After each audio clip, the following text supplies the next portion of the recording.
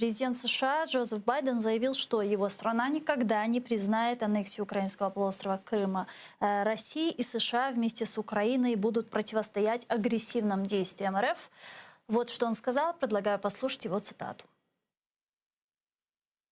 7 років тому Росія порушила міжнародне право, норми, за якими сучасні країни взаємодіють один з одним, а також суверенітет і територіальну цілісність сусідньої України, коли вона вторглася до Криму. Сполучені Штати продовжують підтримувати Україну і її союзників, і партнерів, як із самого початку цього конфлікту. У цю похмуру річницю ми підтверджуємо просту істину. Крим – це Україна. Сполучені Штати не визнають і ніколи не визнають анексію півострова Росією, і ми будемо разом з Україною протистояти агресивним діям Росії. Пресс-секретарь Путина Песков отреагировал на слова Джо Байдена о том, что США никогда не признают аннексию полуострова. Вот что он сказал, предлагаю послушать. Здесь был абсолютно четкий и безупречный набор юридических действий предпринят, поэтому никакой аннексии не было и не надо ее признавать. Надо просто признать факт воссоединения Крыма с Россией и факт того, что Крым уже достаточно давно, слава богу, находится в статусе одного из регионов Российской Федерации. Есть веские основания ожидать, что президент США примет участие в международном саммите Крымской платформы, проведение которого запланировано на 23 августа в Киеве. Об этом сообщил лидер крымско-татарского народа Мустафа Джемилев. Давайте послушаем вместе его цитату. Президент підписав указ про створення Кримської платформи. Ми покладаємо на це великі надії. Багато країн світу, в тому числі країни Ради Європи, США, вже висловили згоду. Хоча я точно не можу сказати, чи будуть вони представлені 23 серпня цього року на саміті. Але є дуже великі підстави сподіватися на те, що в тому числі і Джо Байден 23 числа буде тут. У всякому разі, над цією темою ми будемо дуже ретельно працювати. З нами зараз на прямому зв'язку Юрій Рашкін, депутат окружних зборів округу Рок у штаті Вісконсин. Пане Юрію, вітаю вас. Здравствуйте. Большое спасибо за приглашение. Спасибо вам, что подключились к нам в эфир. Скажите, вот последнее заявление Джо Байдена о том, что его страна никогда не признает аннексию полуострова и будет противостоять агрессии России. Это вот очередное такое высказывание недовольства, высказывание поддержки территориальной целостности Украины? Или же все-таки за этим последуют какие-то реальные действия, шаги? Я думаю, что надо учитывать, что, во-первых, мы выходим из ситуации, когда последние 4 года у нас в Соединенных Штатах был президент, который был не в состоянии сказать что-либо критичное в адрес Владимира Путина. И, наконец, у нас появился человек, который, в общем-то, как он и сказал, Джо Байден, Америка вернулась. К сожалению, нас 4 года не было, потому что от этого эта ситуация в мире не улучшается, когда Америка покидает мировую сцену. Но вот сейчас мы вернулись, и мы параллельно проводим анализ ущерба, который произошел за последние 4 года, и думаем о том, что надо делать в будущем. Во-первых, начинается все со слов, и иногда слов даже бывает достаточно, потому что мы уже видим, как Украина теперь закрыла пророссийские определенные телевизионные станции, и это дело делается в других странах, на постсоветском пространстве, в Прибалтике, что говорит о определенном количестве бесстрашия, потому что до этого не делалось. Поэтому иногда даже такая, мне кажется, поддержка, просто вот мы с вами из Вашингтона, имеет уже какое-то влияние и значение. С другой стороны, надо понимать, что президент Байден всегда был, мало того, что хорошо относился к Украине, он был более серьезно и более открыто относился к Украине с точки зрения предоставления военной помощи, чем президент Барак Обама, который, наоборот, хотел, вот, так сказать, та гуманитарная помощь, которая и вообще не военная, не помощь, которая попала в Украину, это больше идея президента Обамы, чем вот теперь президента Байдена. Потому что в 2016 Обамы году... это эпоха перезагрузки, то есть при Байдене это исключено. Да, во-первых, это исключено, потому что у нас теперь президент, который знает, и у него люди вокруг него, которые знают и понимают, что с Владимиром Путиным по-другому нельзя, он только силу понимает. Поэтому уже в 2016 году Байден хотел послать войска, и он написал в своей книге, что Барак Обама ему сказал: ну, Джо, мы же не будем посылать 82-ю воздушную дивизию в Украину. То есть президент Байден, наоборот, к этому больше открыт, чем мы до этого видели, И с точки зрения американца я отношусь к этому чуть ли не настороженно, потому что у нас теперь человек во власти, который очень, я бы сказал, эмоционален. Ну, к счастью, у него хороший компас, и он поддерживает хорошие идеи. Но я думаю, что мы сейчас уже было написано в статьях, которые говорили о будущем политике Байдена, что он хочет ну, как бы помочь с вооружением в Украине, а Мгм. также надо останавливать Владимира Путина, чтобы не было больше военных акций, о которых сейчас ходят, так сказать, слухи. А каким Но образом, что... каким образом, как вы думаете, вот как будет действовать Джозеф Байден? Вот сегодня появилось такое информационное сообщение. CNN сообщает, что администрация президента готовится ввести санкции против России в связи с отравлением и преследованием оппозиционера Алексея Навального. Уже на этой неделе американские санкции будут синхронизированы с европейскими, но европейские санкции, они направлены только лишь там на 4 человека, да, это персональные санкции. Вот мы сегодня включали к нам в эфир с России политического деятеля Леонида Гозмана, который сказал, что в принципе вот эти персональные санкции, они не будут иметь какого-то эффекта. Что думаете? Я думаю, что это комбинация вещей, потому что, конечно, нужно что-то делать, и хочется делать что-то, что будет дешевле, чем посылать наши войска и начинать военные действия. Поэтому, естественно, санкции все равно будут иметь смысл.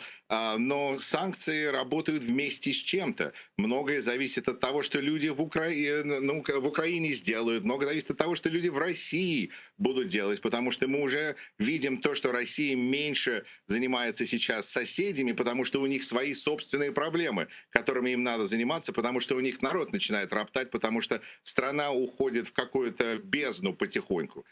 Поэтому какие будут санкции сейчас? Пресс-секретарь Джен Псаки Белого дома сказала, что у нас, так сказать, большой репертуар, чего мы можем использовать, и санкции — это только часть этого. Некоторые ретрибьюции, которые могут произойти, мы с вами можем даже не услышать. Если Владимир Путин вдруг проверяет свой банковский счет и видит, что у него там $0, мы с вами об этом не узнаем, но для него это может быть большим сюрпризом. Ну вот помните, в 2017 году Конгресс США, если я не ошибаюсь, принял закон о введении санкций против России, да, и против ближайшего окружения Путина, против опричников Путина, если так можно сказать. И вот этот закон президент Трамп тогда не подписывал, и его администрация его блокировала. Это очень мощные санкции, там миллионы долларов. Все же, как вы думаете, осмелится ли Джозеф Байден подписать этот закон и, наконец-то, имплементировать его?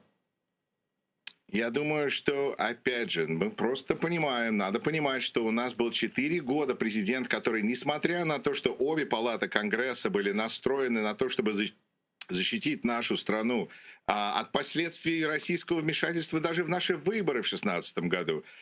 Президент, который у нас был 4 года, президент Трамп тормозил и спускал на тормозах, и бросал пыль в глаза, и делал все возможное, чтобы Россия не пострадала. Поэтому мы только сейчас, наконец, увидим результаты тех действий Сената и Конгресса, которые были приняты несколько лет назад. Но тут важную роль играет все-таки, мне кажется, российская и украинская диаспора, и вообще, так сказать, участие в жизни Запада. Потому что если Запад будет что-то делать, то хорошо бы, чтобы люди, которые, скажем, живут в этих странах или общаются с этими политиками, потому что они живут за пределами этих стран, влияли и говорили о том, какие нужны действия. Например, список Магнитского или сейчас возможный список Навального. Это участие нас всех в этом процессе. До этого у нас был президент, который только слушал Владимира Путина. Теперь Джозеф Байден будет слушать намного больше. Он будет слушать профессионалов, которые будут общаться с людьми, которые живут в этих странах. Процесс намного более здоровый. Если это сразу решит все проблемы, это нереально.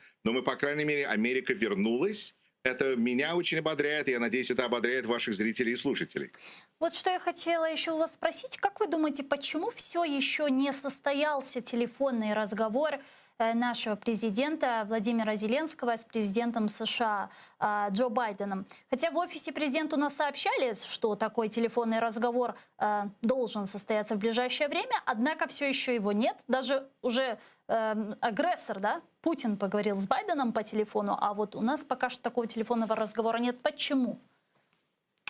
Знаете, я не сижу в Белом доме, но я считаю, что всем надо заниматься своими делами.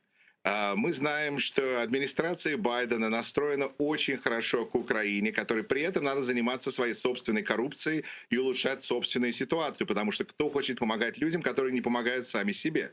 С другой стороны, интересный вариант тот, что, например, Америка, скорее всего, один из способов контроля российской агрессии это перестать говорить один на один с Россией и включать больше партнеров. То есть теперь байденовская администрация начнет рассматривать Россию типа как мы рассматривали Северную Корею, когда мы не будем с ними встречаться один на один, потому что это для них такой пиарный пропагандистский плюс. То есть вот так теперь мы рассматриваем Россию. В том смысле, если президент Байден позвонил или не позвонил Владимиру Зеленскому, я очень рад, что, по крайней мере, какие-то правильные действия происходят, и это приведет к конкретным результатам, как, например, блокировка этих пророссийских пропагандистских каналов. Вот это важные действия. А то, если президента поговорили сейчас или через неделю, разберутся.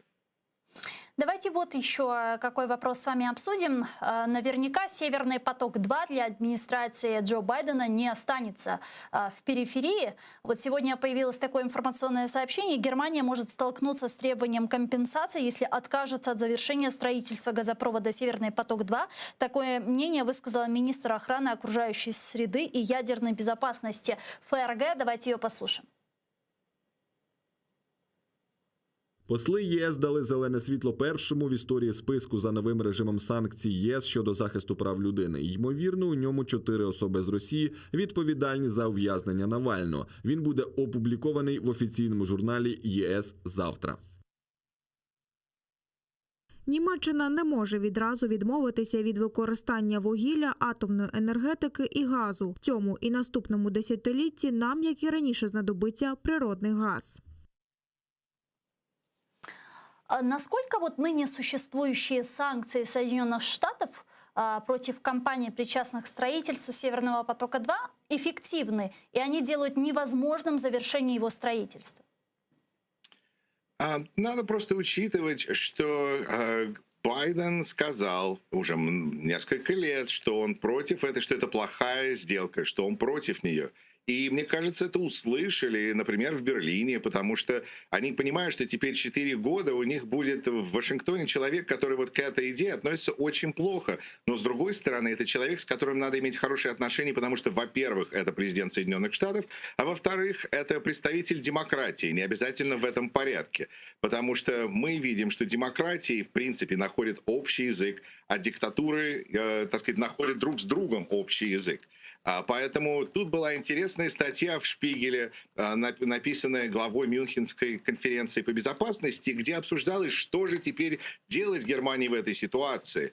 И решили, что, так сказать, предложение, которое сделал человек, который глава этой Мюнхенской конференции, Ищингел как-то, что нужно перебросить как бы мяч на поле России. Пусть они с этим разбираются, пусть они улучшают свою ситуацию с правами человека. Вот когда они смогут это показать, тогда это будут какие-то улучшения. Но Или вот, наоборот, кстати, было сказано, что... Да. Многие эксперты говорят о том, что Джо Байден в этом вопросе, в отличие от Трампа, будет немного гибким и не захочет вступать в такую конфронтацию с Германией.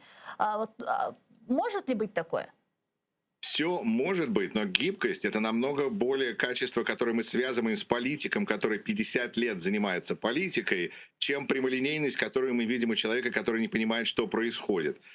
И президенту Байдену и офису было достаточно сказать о санкциях, чтобы компании, которые занимаются, начали покидать этот проект. Потому что, опять же, мы видим, что как минимум на следующие 4 года Вашингтон будет против этой сделки, а очень может быть следующие 8 лет.